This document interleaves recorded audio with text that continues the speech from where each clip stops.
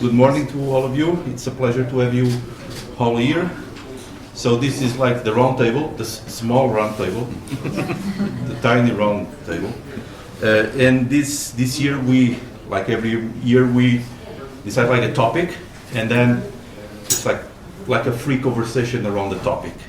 And we really want to engage with the speakers, but also with the audience. So you can speak and ask whatever you want. We will use a very sophisticated device to ask to speak. So if you want to speak, we need to throw you the blanket, and then if you have the blanket, you can speak. It's like a funny thing that we started last year. So this year we have, let me do not mess up with the names, because I've messed with the games before, so I'll try not to do it. So I'm Micael Sousa. I'm Carla Sousa. And we have the well-known Mathias Cramer. We have Larissa, that I cannot pronounce your surname. So. Haasdijk, it's Dutch, but yeah. Haasdijk. Yeah, Haasdijk. We have Asger. Are you gonna try my surname? No. Granerud. This one I can say. Anna. And the Paula Almeida. And Christina. And I miss again. You still messed it. I still messed it. And we have my Gerdts. Yeah. So I will not talk about your CV, but we try to be like a round table with people that are game designers, publishers, and people that study games. So it's like a mix of everything. So do you want to launch the... Yeah, and maybe if, when you start talking for the first time, if it makes sense to you, you can say one or two words about what you do, so if that makes sense. So maybe the round table is about the role of games in everyday life, the role of board games in everyday life. So I might start with the most obvious question, that would be, how do each of you, and who want to start can start, define the role of board games in everyday life in contemporary times? Who would like to start? Where's the device? No, we lost the device. No one starts. Where's the blanket? It's over. I see it like... We can simulate. You're playing games, aren't you? Okay, thank you very much. It's very nice to be here today, and to hear some specialists of games, designer games. I don't design games.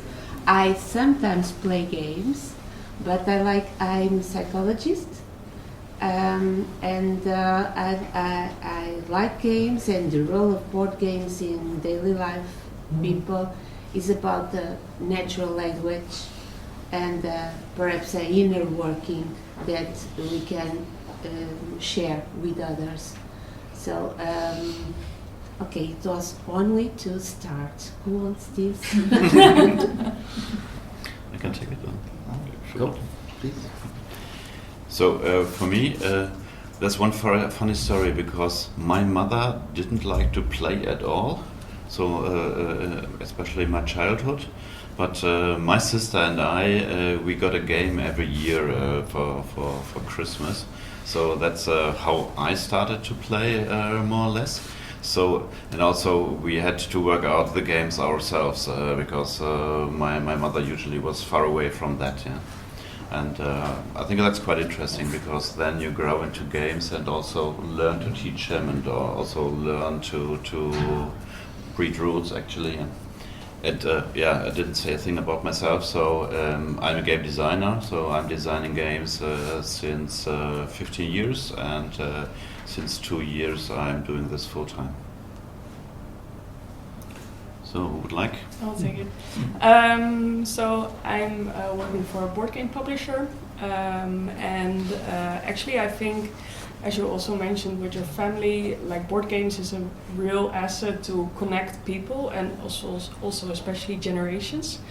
So for us as a publisher, we also look like how can this attract like whole families, because you want to broaden the audience of the game, and the broaden the target group as well. So we look like, okay, does it also, can grandma play along as well with their grandchildren, or is it an accessible game that can be explained in a few minutes because people's their attention cannot be that long. So yeah, I think that comes to your story as well. Yeah. My name was Asger. I'm a game designer and also a publisher, where we publish one game a year. In my everyday life today, I still have a board game club that I meet up every Wednesday and have done so for 20 years. So for me, it's also just a way that I get to see my friends, right? Because we have busy lives. They have real jobs, and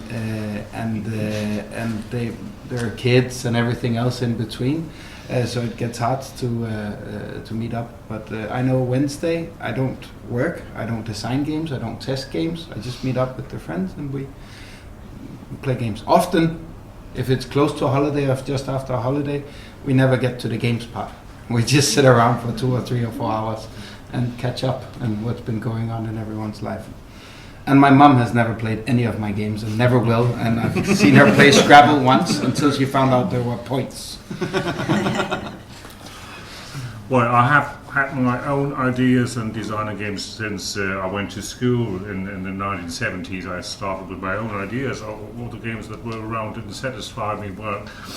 And it was a great manner to share time and with friends and to find new friends. I was a member at the chess club at my school, and there I had very good companions who were thinking strategically, and I think that influenced my designs. And I did that for many, many years until 2005, when I first published my game Antique, which was an instant success. But before that time I had been a hidden game designer with designs which were not good for the public. They were for chess players, but to design a game that is good for the audience, for the public, that stops at 2 hours, so that was a real challenge, and I enjoyed that for many years since now. Thank you. Since then. So I think I will launch the next question, which is, have you ever thought how would your life be without games, without board games? What would change in your life if you didn't do board games or play board games? You can start if you want. Yeah, very boring. I would miss something. It's a great manner to communicate, and you also learn to know people better if you play games with them. You see their characteristic, if they are working together with you or against you, if they are mean or if they are good, and so it shows a lot of character. And it's also a good manner to educate children, to be to be tolerant, to be resistant against frustration and things like that. So I could not imagine, I can imagine a life without working, but not without gaming. Yeah. Okay, I think it was impossible to live without games and anthropological people and culture reviewers told us how important is to have the magic circle, as we said, in social connections, but also in self-knowledge, self-discovery, and challenge the own limits.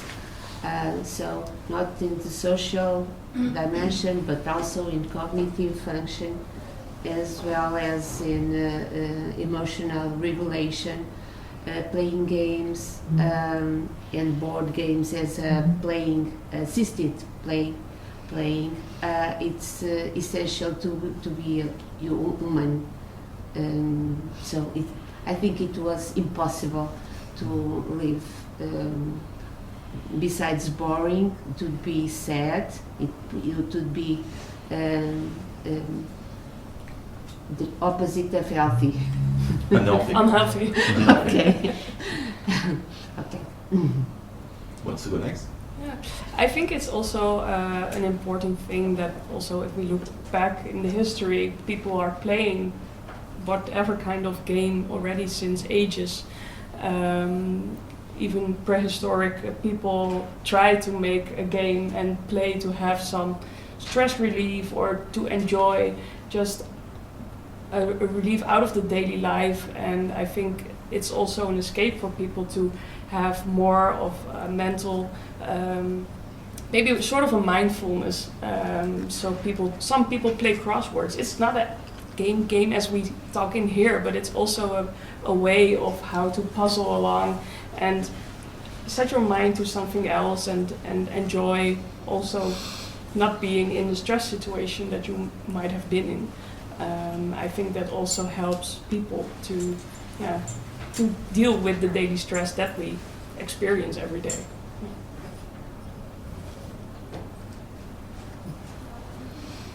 Wants to go next? I can say that I think it's impossible to imagine. I can pass it to the next. So was the question about a world without board games or without games at all? Because for me it might be a big difference since I would say I'm in analog games, I'm at home, but there's nothing wrong to go to vacation from time to time. Also into other fields like pen and paper or computer games or whatever, you know. So. Carl, Yeah, it can be without games at all. Yeah. Without, Hard life. yeah, and without the idea of playing, probably we wouldn't develop as we do. So now I have the power. I would make the next question. We already mentioned some of this because we already mentioned friends and connection with friends. We already mentioned educating the children.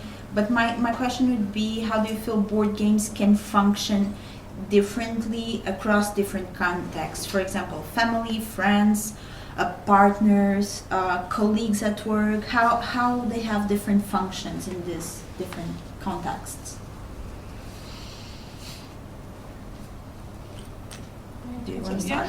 I think board games also help in making decisions in life, because while you're playing, you're making a decision. Okay, will I spend my money on this part, or will I save it for later on?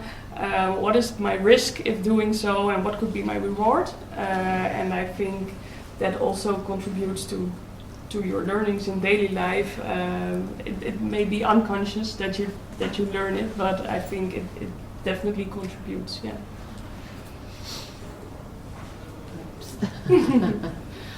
Okay. I really don't remember the question. It was about the game, how board games might create different phenomenon and connections in different contexts. Yes, because I was thinking about the answer, and the agency of taking decisions and make choices.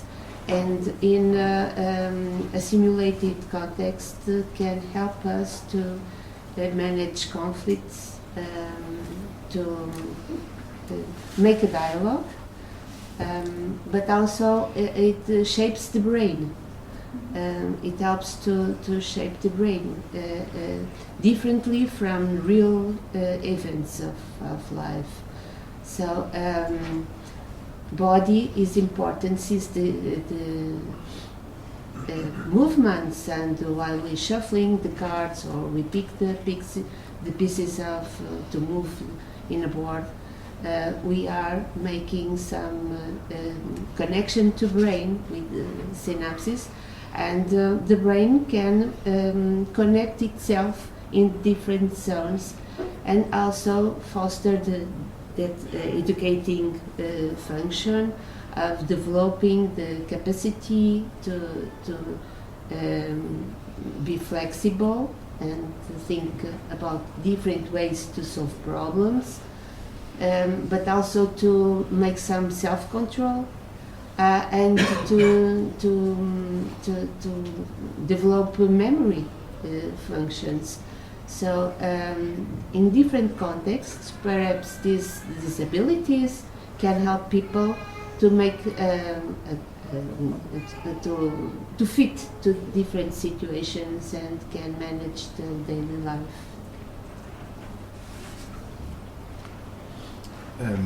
I think it can.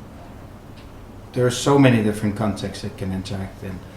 All the way from children, where if you have a child yourself, you can choose a game because you have a purpose. You want to teach them something, maybe math or statistics or some small things where they're not noticing it, or all the way to the simplest memory games where the smaller kids are often better than the parents. And then you can also have the games where it's got nothing to do with socializing or learning, where it's pure competition. Like you can play chess as a world champion, and you're not there to learn anything about the other player. You're just there to play the game, so you can have it as a pure hobby, as mastery with the focus. And you can play, if you go to a board game cafe, and we have a very, very big one in Copenhagen, and you will see all manner of different people using, there are people there on a first date, and they're playing a game to have something to talk about. And then there are big groups of people who are playing an activity more than a game, just to have something to laugh together about and do. So I think it's almost the spectrum of human experience. Yes, I would agree to that. It depends on the group you're playing with.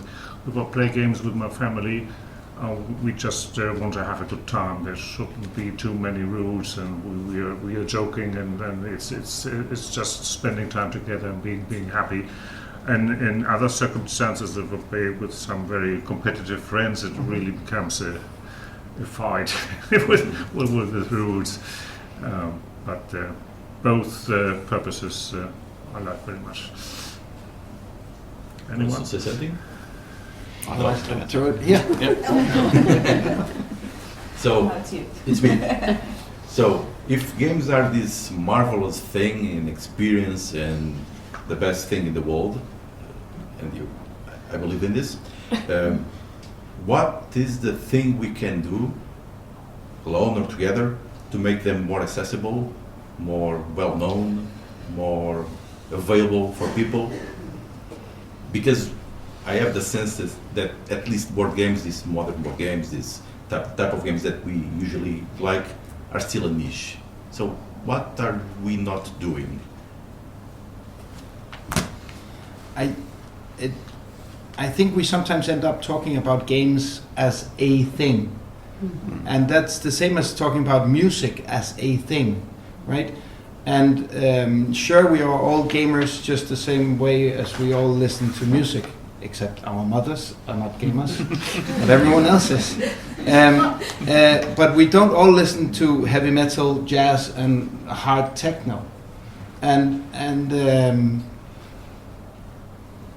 I don't think all games have to be made accessible, right? Yeah. So if we zoom it in to something much smaller and say, how can we make some games that are accessible, then I think in many ways we are already there. Then there are lots of games that are very, very, very accessible. How can we make even more people play that game? Is that then the question? Or the solution for the thing? Yeah, but and do they have to want to play something more complicated at a later stage? I don't think they have to. But I think it's the last 20, 30, maybe even 40 years has just seen it go one way, and it's more people play games, and when more people play games, they invite their friends to play a game, and then they start playing games. It seems like a very natural, steady growth rate that just keeps going one way by word of mouth to me. And I'm sure that you can do some big maybe push if you use a government institution to force it, like chess is very big because it's in all the schools and there's a club, at least in Denmark, right? So you can of course make a bigger unified push for something like that, but outside it as just a market actor, I think we're heading in the right direction, slow and steady.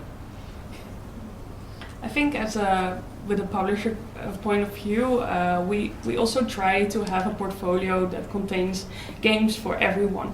So of course we have expert games that are maybe a niche target group because the amount of people who will play the game, especially in the Netherlands, is not that really big. But if we look to more accessible, easy games like Carcassonne, for example, it's a game that a lot of people will understand, and also targets a bigger audience. Same with smaller card games. You can bring it along on holiday. It has a big word, mouth-to-mouth marketing, what you mentioned as well. So I think we're also already in a way better place than like 40 years ago where there was only Monopoly and you liked it or not. So there's a lot of other games that you can choose from if a certain type of game is not your cup of tea. Yeah. Thank you. Yeah.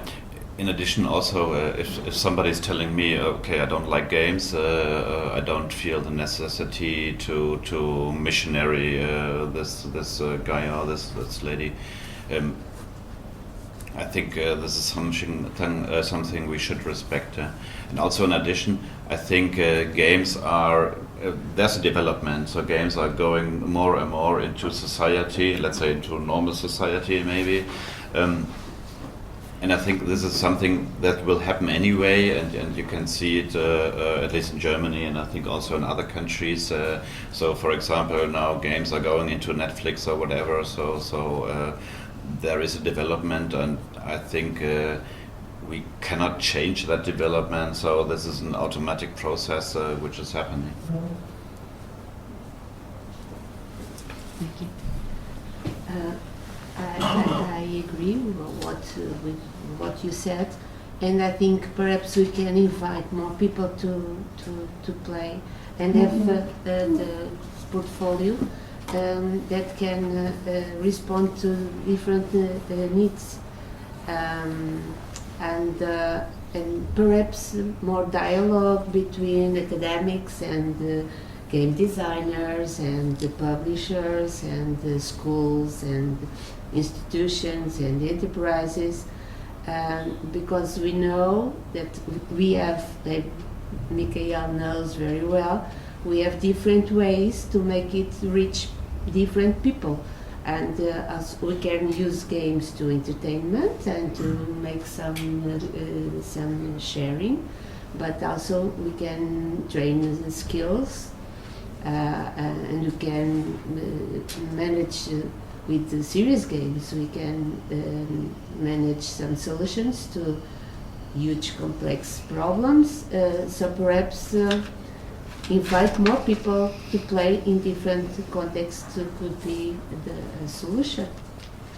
I'd like to say something about flow.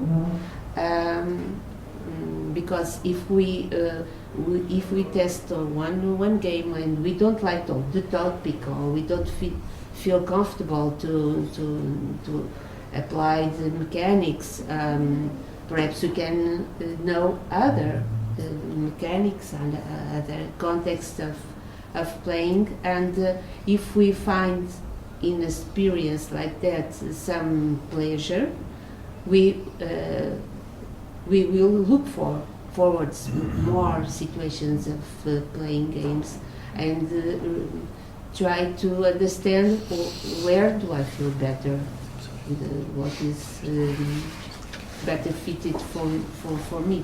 So I think we need to play, and I believe that everybody plays different games, but everybody needs to play. Even if it's in sports or music, but there is always play behavior. Also, Leo wants to say something. I think everybody can play. It is inside each human being that there's some playing inside. At least when I was 3 years old, crumbling on the floor, was playing with someone. So that may get less if you get older, but it's still there inside the people, and you can apply to that. And also would say for me it's a great one, and I'm also astonished how all the scenery of gaming, how the business has grown and changed over the years. If you look some decades back, 40, 50 years back, it could not be imagined what has happened since then. How many games there are around, what good quality there is, how many game clubs, gaming conventions, Leiriacon and everything else didn't exist then. And so it's a big wonder and a great pleasure to be part of it. Yeah, someone in the audience want to comment or need to catch the blanket? I don't know if I'm able to catch it, but Yeah. 2 points. I think there's 1 point for, it's a statement now, it's not a question. There's one big point that avoids more people from playing games, not from playing games, from playing board games. We all do play games every day, every time. When I raise my hand and say, I want to have like some kind of playing game. So, but what's with the board games? We want to have leisure time, funny time with a board game. But there's one big wall before a board game, you don't know the rules. How do I get into the fun is a very steep way for many people. How do we get them into it? I think we need more than written rules. When you want to play a computer game, you sit down, you click on, press start, and then you try. You try whatever happens, and that's a smart learning curve. But when you want to play a board game, you have all what's happening in the board game, you have to learn first. And then you can go into it and have fun. And that's a big wall, I think. And so we should do something with this big wall.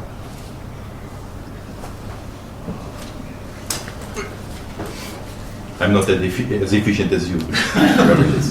I think this goes into what I wanted to next, and I think I'm going ahead of Carla, because one of the questions that I had here was, so video games are very popular, digital games, massively popular, massive industry, but a lot of people decide to play board games. It doesn't mean that one are better than the other. Myself, I play both, and many people play both. But what drives people to play these board games? And like you were saying, you need to overcome the barrier of the rules. Are these games just for special, tough, resistant people that can handle the rules and then can get to the fun? Or is there something else? Why do we choose to play board games despite all the limitations that they have? Well, I sit on the table together with others, so they are real people and not some images in TeamSpeak or whatever. I can touch something, so haptic, I don't know in English. Haptics. Haptics? Yes, and a lot. So I think, and I can see emotions, so I can see it directly in your face. Okay, now you're angry. So I'm doing it again. Getting angry. Yeah. I think it's all about emotion. If you play together with other people, there are the emotions. You can surprise anyone. You can, if you look at the face of someone you've just stolen something from, and it's something a computer cannot deliver. Just being together, feeling the emotion, feeling connected to someone, communicating face by face, face to face. That's, I think. Computer games can be very good, but they cannot replace that feeling. It's okay. If we go back to the part of the question, which is also about what's the part of the barriers, but also what makes it difficult getting people into the hobby, I think even before the rules, there's actually something that scares away a lot of people, which is also part of emotions. But it's this whole thing about the losing and the competing. which there are a lot of people that are just not interested in. Or they have it else. They might be interested in it, but they have enough of it elsewhere in their life, and they don't want to tap into it. And I'm not saying that can't be challenged, and I'm not. And they might, like my wife, would never play a cooperative game. It's not interesting. It has to be competition. So it can't just be cooperative games either. But I think that's a cultural barrier that goes before anything else to a big group of people for playing games. I think board games is something that is flexible where to play.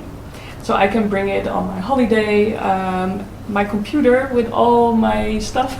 I cannot bring along every time when I want to play a game. So it makes it more accessible to go anywhere with your game to play. And to overcome the barrier of learning the rules and studying the rules. As a publisher, we understand, of course, that people don't want to read for hours before they start playing a game. So you have these days a lot of ways, of course, how to make it more accessible by making tutorials, how to play video, and make it as short as directly as possible, so the video doesn't take an hour to watch. And I think for us it's also one of an important criteria if we scout a game. How easy can we explain it? Can you explain the rules in like 5 to 10 minutes to me? Then it could be interesting for a lot of people because they don't want to listen for hours. Their attraction span is not that long anymore these days because a lot of people are so used to scrolling and getting all the information in a few seconds and not within an hour, for example. I have one question because we were now talking a lot of interactions on the gaming table, but when we go through the rooms up there are more and more games, and even in the last 10 years, which are quite multiplayer solitaire. So people are more or less sitting quietly on the table. Everybody's looking on his own tableau with 20 cards with affecting each other and so on. And there's no real communication taking place because everybody is heavily busy with his own stuff. So why do we have that development? I think that's probably part of that group that's not very competitive, but also don't want to play a solitaire game. That or a cooperative game, sorry. That you can still have a competitive feeling, but you are playing your own thing mostly. So it's not. I'm not taking something away from you, which leads to that anger motion directly, right? So I think that's probably part of it, and I think that's broadening the audience. I also think that I'm not saying we can't talk about it and learn more about it. That's also what academia is, right? But I don't think it's a big worry. Every publisher and every designer is interested in trying to make their game as accessible as possible. It's like it's built into the whole market, and I think if we really get it all the way there, we might regret it because it might end up being the games that can be taught in a 30-second TikTok video, right? And then now you learn it, you see it, you can play it, and I don't think it can handle again the scope of from Baby Shark to Beethoven's Symphony. There's a question in the audience. Nice shot. It's more of a comment, these last interactions, and I think, well, I've been a gamer for all my life, starting with paper and pencil, questions, word games, so family games, and of course in the last years the market development has been astonishing from people who are linked to the board games, see it, perhaps other people don't see it. If you go to BGG, it's kind of 5,000 new entries each year, so it's quite a bit. I just saw recently, I think it was on Forbes, a market perspective, it was in the 2 digits for the next years in terms of market growth, and financial growth. So I think we shouldn't try to categorize things into very narrow boxes, because in all those 5,000 games, we have games for solitary only. People use it as they do crosswords or something like that. Very simple games, very complex games. Of course, rules are still a barrier. I also do some freelance work on that, so I'm quite aware of the problem. But some types of games you are required to learn. So you have part of the game is the learning. Even people enjoy doing setups and complex setups. So I think you have now, and you didn't have that 20 years ago, a market that caters for very different types of people. So of course, if you want to think in a game that sells thousands or tens of thousands, you go to the mass market, you try to have a wide scope. But now you can go for your own interests in a way that you never could before. So I think the evolution has been very positive in terms of accessibility. There's a board of Fnac there, so you go to a big surface now and you can find board games there. You can buy them online, so you have more access. Other thing is cost barrier, because also you have been witnessing the electrification part of the market, and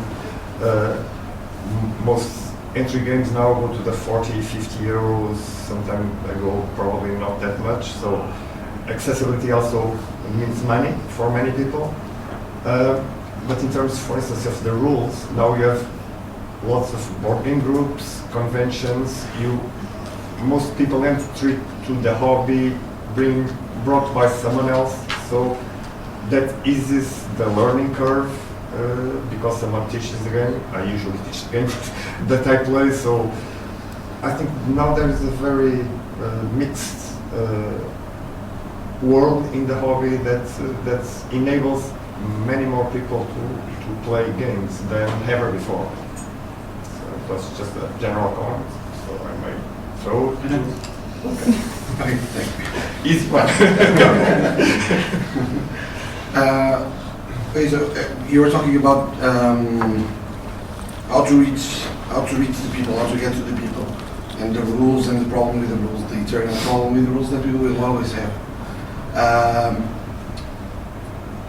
I forgot my point. No. Of course, it's a problem, and it will be a problem, and I think, and this is my personal thought, and it's been 4 years, that we should have QR codes on the boxes of the games directly, at least to an overview of the game, to get people when they are in a store, in any store, not only a game store, because if it's a board game store, we need to get people inside the store first, and that's still a thing. So this is a barrier that it's always gonna be there. The thing is, I think the problem I'm not the issue. I'm not sure it's a problem. How to communicate games to people, because a lot of people look at board games, and they still do. It's something for kids, maybe, and maybe for families, and they don't know that there are more games. I mean, maybe the other games, they are not for them. I'm not sure, but my parents, I always use this example. My parents are 80, okay? They started playing 4 or 5 years ago with Rummikub. It was the third game that I tried, and finally I got them playing for hours and hours and hours. And last week they were playing Medina and learned it completely, the entire game. It's not a very complex game, but still, in 5 minutes. I was very, very surprised. Okay, but how do we get to the people? I think we need to put games in more places. And when I say in more places, I say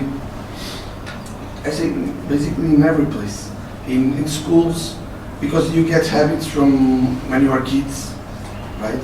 And I got the habit of playing when I was a kid. Then I forgot because there were girls when I was 15, and then the games came back, of course, but they never left, of course. And then I went back and I picked the games back.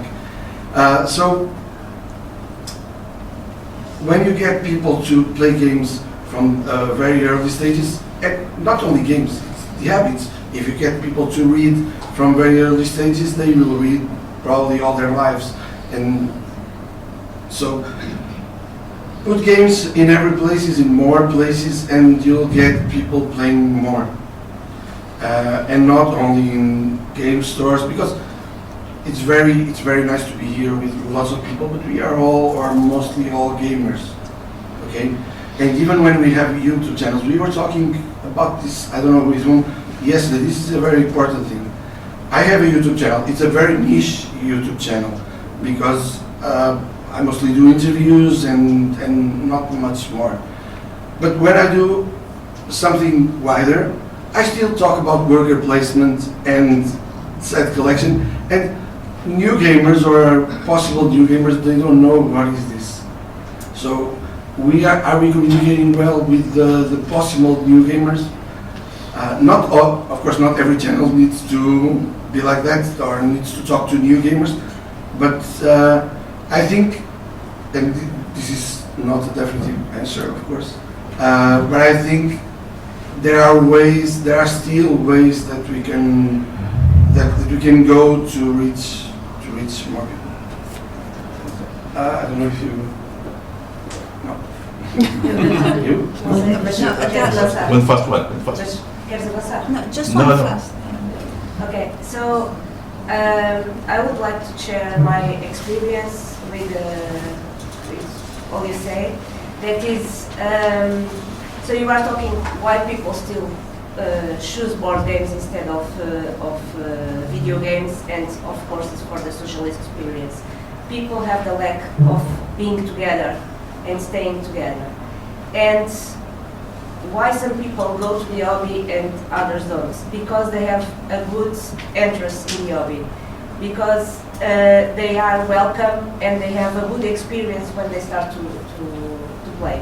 If they have a good experience in their first experience, they are more willing to go to that learning curve that is quite steep. And it's better if you, instead of a steep learning curve, you have like a stairs. You can do it by step, going through the stairs. And I have a group, a board game group in Portugal, and I run. It's not mine. I just facilitate the experience. And this group was created with a principle that is very, it's very profound. That my first experience in a board game group was awful. It was like, I will give up right away. But I had a childhood that was strong enough to say, give another chance. So I did it. So now I run a group. But what I said when I started this group was, nobody can have the same experience in a board game group that I had. So the thing that I made is everyone, when they arrive to the board game group, is welcome. So we go there and we say welcome, we explain how it works, we talk with the people, we understand which phase of the stair, which step of the stair are they, like did you play already something, you never played nothing, how is your experience, how is your knowledge and your patience, do you like funny games or do you like more strategy games or whatever. So we talk with the people, we understand the people, and we recommend the game and we explain the game. So everyone have this experience when they are welcome, when they arrive. So we give some follow-up to the people in the first days or in the first experience. And these people usually, if they arrive alone or if they arrive like just pairs, we get them together with another people. So they have already connection, social connection. We put people together. So to give our experience, we start 4 years ago with 6 people, and now we have 110. 4 years later. We did 4 years last month. So actually 1 week ago. And we have this growth, but we didn't have this growth in a big city. We have this growth in a small city with 13,000 inhabitants. So I can say like 1% of the population right now is there. Of course, not everyone lives there. There is people coming from other places. Some people do like 80 kilometers to go to our meetings every month because they like. And we see that we have a lot of retention. We, like 80%, we have data about all of this. And about 80% of our players are new players, people that didn't have habits to play.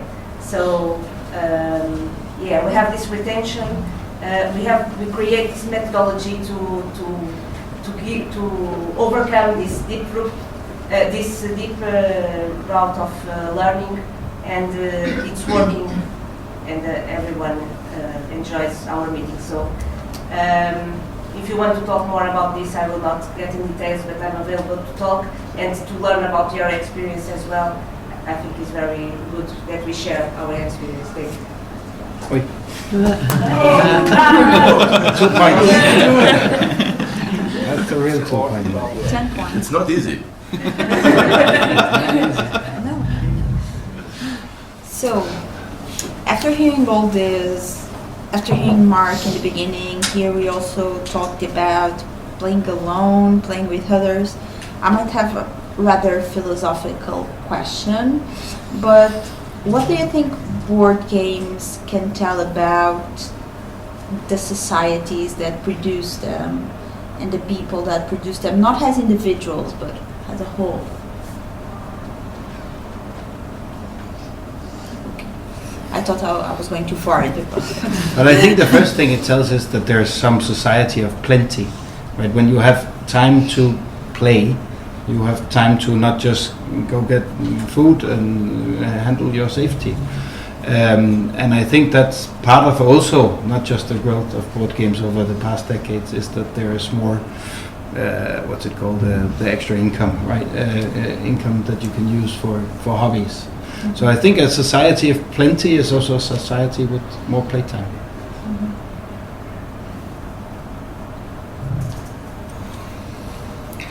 I think also it tells about that there is a lot of openness in society to learn new things, despite of all Donald Trumps in the world that we are currently have, and also that there's a development in society.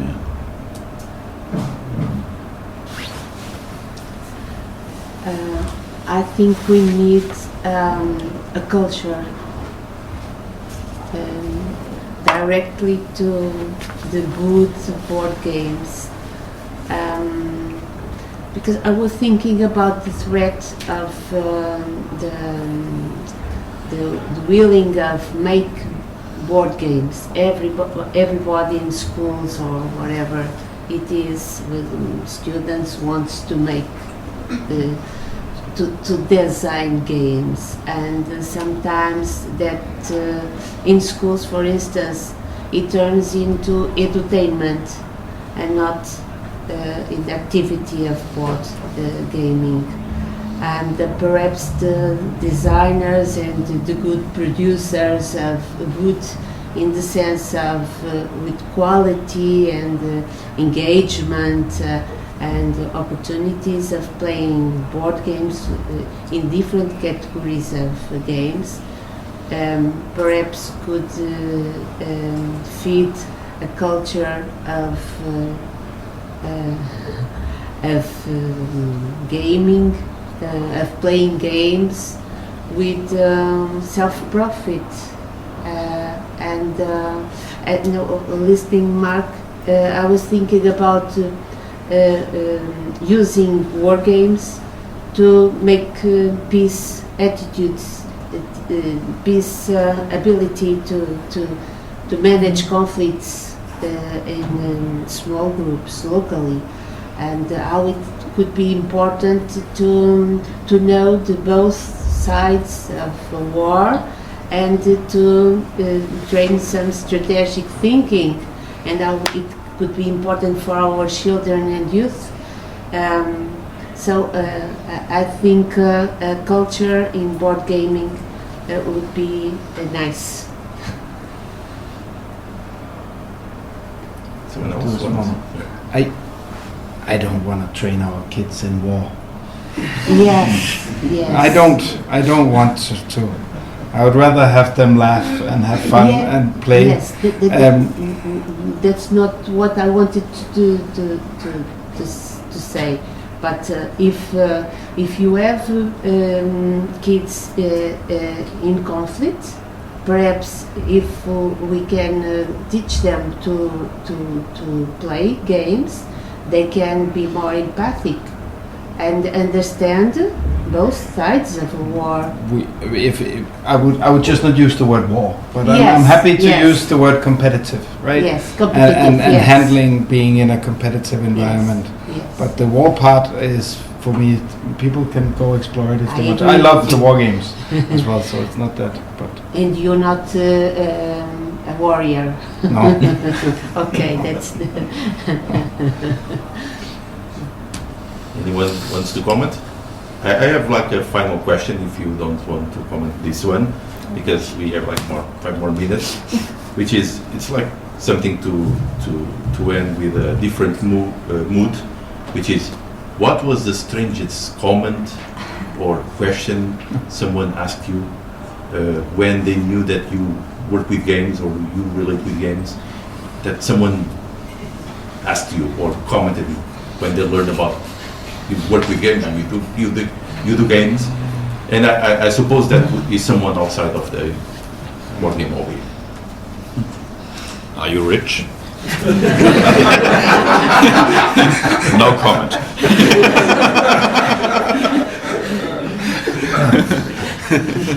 Well, I design strategy games. Oh, do you do something like Risk? But that's not for me the strangest comments. Those are the common comments. Those are the ones you hear 10 times. I don't know what the strangest is. I can't remember.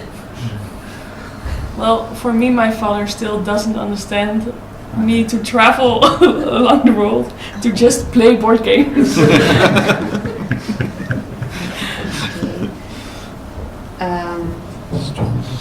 Perhaps students that later on our classes recognize that board games and playing games is a serious issue.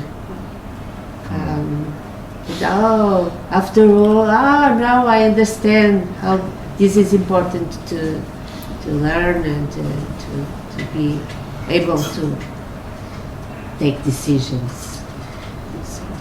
Yeah. Someone in the audience had some interesting story about someone asked him why do you play board games. So, do you have anyone wants to comment any funny story about this topic? Because we have some other game designers in the room, some other people that work with games that I know. So if you have any story, this is the final opportunity to share. I think it's just like Asger said. You need to grab the like that. I'm afraid about the camera. Yeah. It's just like every day. Those are not strange comments. It's the normal comments. So it's Monopoly. So it's Risk. So it's. Are you earning any money out of this? Do people still play board games? Yeah, some people ask this. And even though the market is growing and growing and growing, a lot of people still ask that. But if I had to think, if I had more time to think, there would still be more and more comments, stranger comments than that. I really trust me. Okay. Hey. Okay. I would say something like the misconception that board games are for kids. And I remember working with teenagers and in a clinical, therapeutical setting as a psychologist, and showing up with a game, you know, can be very good to unlock a lot of things, and you can build a relationship. Even a theoretical relationship is a facilitator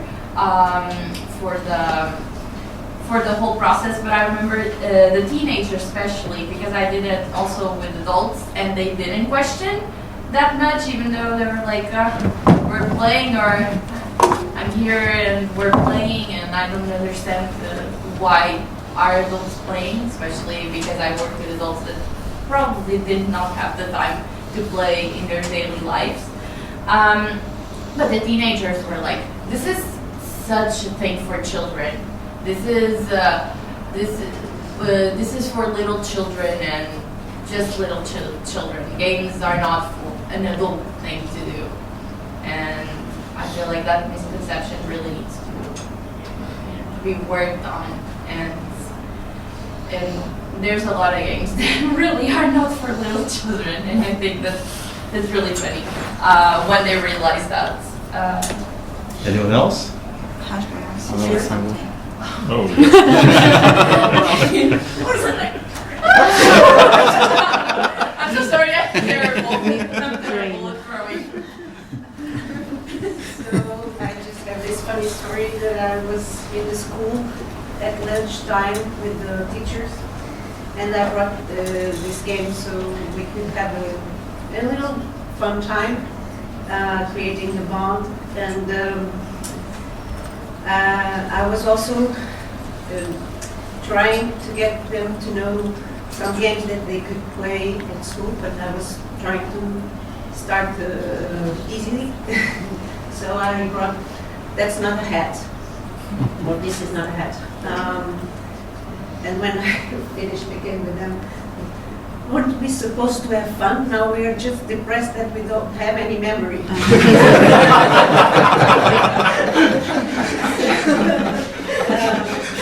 So it's good to see that they also understand that they have sometimes the same issues that little children have nowadays, lack of focus and not resilient enough to be with that kind of attention span. Thank you. Anyone else? Now you have an idea. Well, it's just, I think for the teenage part You of the need to comment. grab the- Okay, I'll go a little Sparky again. For the teenage part, I just think it's never gonna succeed, right? They're biologically programmed to want to disassociate themselves from anything kid-like and want to look more adult than they are. And this will be the same 1,000 years from now.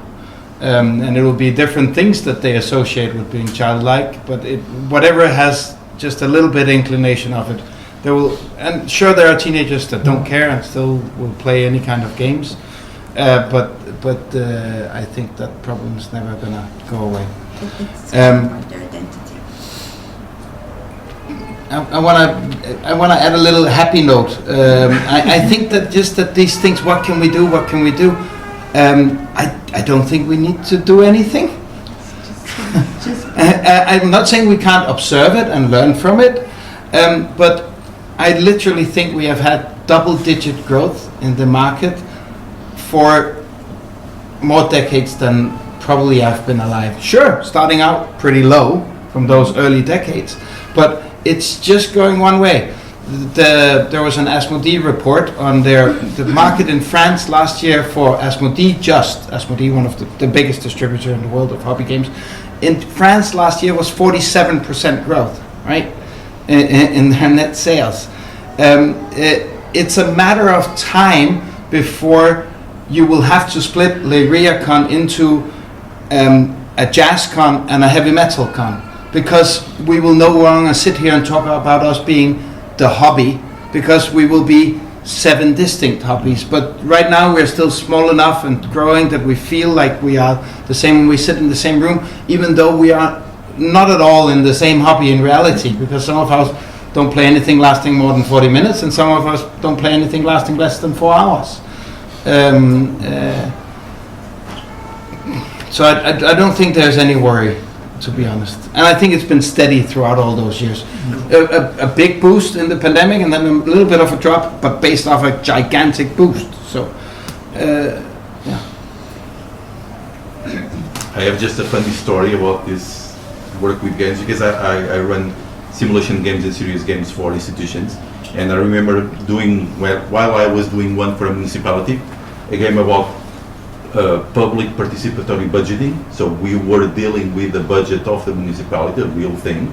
So I was running the game, SSS, and a lady, the end of the session, went back to me, told me, well, this was a success. But what I think is marvelous, it's how you get to act as a child and being paid for it. Talking about so she was saying that I was playing as a children, and that was the genius thing. That was, I've been paid to do that. So that was the story. She was right, because It's still an art. Still an art to act as a child. So I want to thank you all. I don't know if you want to add anything else, Carla? No, just thank you all, and tell Larissa that I share. I mean, I'm a researcher working with games. I'm also a psychologist, but not in a very traditional way. And my father also doesn't understand what I'm doing. So yeah, I'm empathetic towards you. So thank you all for this, and please don't leave, as we next will have a series of incredible talks of people connecting all these benefits and characteristics of games to working with specific communities and needs, and that will be in a second. Thank you so much for our speakers.